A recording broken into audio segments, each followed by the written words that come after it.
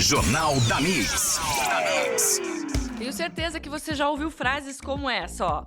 Mulheres precisam escolher entre carreira ou família, ou então trabalhe enquanto eles dormem, ou ainda diploma na mão é o que vai te garantir um bom emprego. E aí? Esses conselhos, sabia que já estão ultrapassados e ninguém mais precisa seguir eles? Não sou eu que estou falando. Quem vai falar com a gente sobre isso é especialista em desenvolvimento de pessoas, Carolina Vale Schrub. Seja bem-vinda, Carol. Que bom tê-la aqui. Obrigada pela recepção, é um prazer estar aqui com vocês e com os amigos da Mix, da 106.3. É muito bom ver vocês dois juntos aqui, porque eu conheço vocês separadamente e desde que vocês começaram a fazer o jornal junto, eu falei, nossa, a Mix acertou.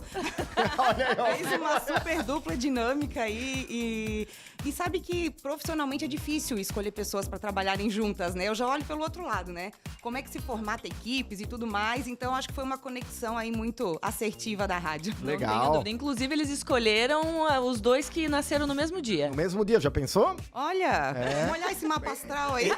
Esse parece que foi um dos negócios que... Ah, não, pô, nasceu no mesmo dia, então tá bom. Então é esse mesmo. Foi pré-requisito. Só não temos a mesma idade, né, Gisele? Não.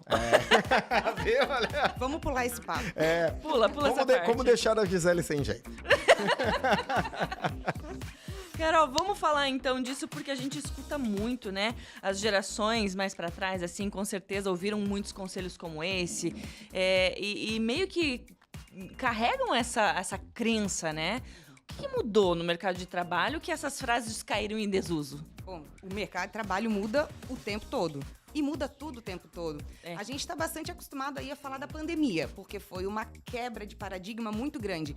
Mas se a gente olhar, essa mudança acontece independente da pandemia ter vindo, né? A pandemia veio e isso acelerou. E eu gosto muito de uma frase, meu Deus, ela já foi falada aí no século 6 a.C., pensa, e eu acho ela super atual, que é nada é permanente, exceto a mudança. Então, Heráclito começou a ensinar a gente aí antes de Cristo, mas é uma frase que às vezes a gente ignora, né? A gente busca certezas, seguranças, em vez de se jogar e se render a esse movimento que muda o tempo todo, né? Um dos exemplos é essa questão do diploma, né? Eu ouvi isso, não sei se vocês ouviram. Ah, sim. Ah, sim. O diploma vai abrir todas as portas, vai ser sua chave de ouro. E, poxa, ainda bem que eu ouvi isso por um lado, porque eu fui estudar. Sim. Né? Eu apostei nisso. Porque realmente o conhecimento é algo incrível e super necessário aí pra gente produzir algo de bom nesse mundo. Só que ele não é mais suficiente. Quer dizer, ele é um dos itens só, me parece, né, Carol? Isso. É um dos itens. Então não é que a gente pode abandonar ele e ir atrás de outra coisa, é que ele é só uma coisa que precisa. Se pensar numa pirâmide, assim, eu gosto de ver o conhecimento como a base. Sem a base, a gente não vai conseguir edificar o restante do nosso crescimento profissional. Então, ele precisa existir. Mas agora a gente está falando naquela dita soft skills, né? Mas o que é isso que se fala tanto? Então, a gente está voltando aí para empatia, para a capacidade de se comunicar com o outro, para a capacidade de trabalhar junto com outras pessoas, para tornar o ambiente mais produtivo, para trazer mais resultado. Então, esse é o humano com o humano, né? Essa interação entre pessoas hoje está muito valorizada. Pois é, mas o interessante, Carol, é o seguinte, que hoje as pessoas, eu percebo que elas entendem assim, digitalmente a gente resolve tudo. Eu vou mandar um WhatsApp, por exemplo, para a Gisele, eu não preciso mais ter esse contato físico com as pessoas. Vamos lá, em qualquer profissão, as pessoas parecem que estão pensando isso, mas não é isso. Mesmo com todo mundo mundo digital que a gente tem, você resolve as coisas hoje de forma rápida, um WhatsApp, alguma coisa. Mas vamos lá, a pessoa que trabalha com vendas, por exemplo, até ela chegar nesse contato por WhatsApp e ser rápido, ela já passou por todo um contato físico antes para ganhar aquele negócio. Acho que é mais ou menos por aí. Quer dizer, contato físico não perdeu a validade, né? De maneira alguma, não perdeu. A gente pode olhar esses instrumentos tecnológicos como meios. Meios para a gente se comunicar mais rápido, meios para acessar pessoas que estão longe. Olha como é interessante, né? A rádio é um meio para a gente chegar próximo às pessoas.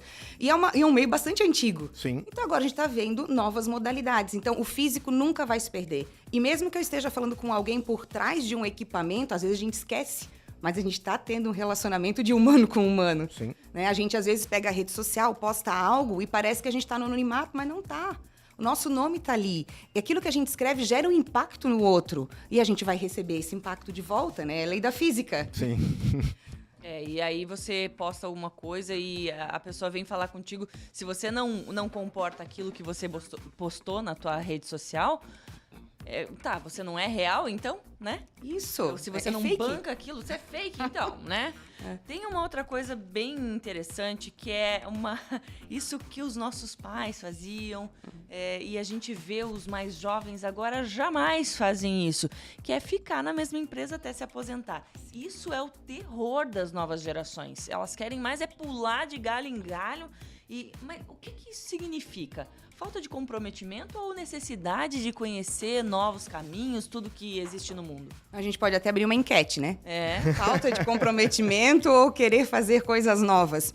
Na minha visão, a gente vai ter pessoas que estão descomprometidas e por isso pingam, mas a gente tem uma geração diferente. E que nem todos estamos preparados para absorvê-la, para trabalhar com elas no mercado de trabalho. E essa geração quer experiência. Contrata alguém dessa nova geração e deixa lá num canto fazendo todo dia a mesma coisa. Ele vai sumir, ele vai partir. Tem vaga no mercado de trabalho, ele quer aprender, ele quer fazer algo novo, ele quer sentir o gosto de produzir coisas diferentes, né? Eu tenho a Natália, né, que trabalha lá comigo, e ela é dessa nova geração. Só que cada vez que falam mal da geração Z, eu e ela, tipo, não, para, porque a história não é bem assim. A gente tem um caso diferente aqui na nossa empresa. De sucesso. Isso. Então, a gente precisa mesclar. O trabalho está muito burocrático e essa geração quer algo novo. O que a gente pode colocar naquela rotina de trabalho dela que gere uma nova experiência, que possa trabalhar algum talento que essa nova geração tenha. Então, sim, aquela história de que eu entrei numa empresa e vou me aposentar nela, caiu por água abaixo, né? Era uma época que a gente tinha sobrenome com o nome da empresa. Sim. Eu trabalhei 15 anos na Caixa, eu perdi meu sobrenome. Eu era Carol da Caixa. Sim. É isso aí. Não é? E a tendência é que eu ficasse lá até me aposentar num concurso público. Exatamente. E ainda existe aquela história, você vai pedir demissão de um lugar bonito, arejado, né, com boas condições de trabalho, onde o salário te sustenta. Por quê? Então ainda existe essa não aceitação da sociedade, né? Porque eu quero uma nova experiência, porque eu quero contribuir de uma maneira diferente. E essa geração tá arrebentando nesse sentido. Eles não têm medo, né? Porque as outras gerações, eu tenho que agradecer e ficar aqui, porque que bom que eles estão me dando emprego. Essa geração não vê assim. Eles veem eles como chave de, poxa, eu tenho algo para te oferecer. É isso mesmo. E assim, carreira linear, né? Isso foi. Se a gente observar, eu acho que Gisele também, Belmiro também, eu também, a gente não tem uma carreira linear. Em que a gente fez sempre a mesma coisa e tá nesse tempo, né?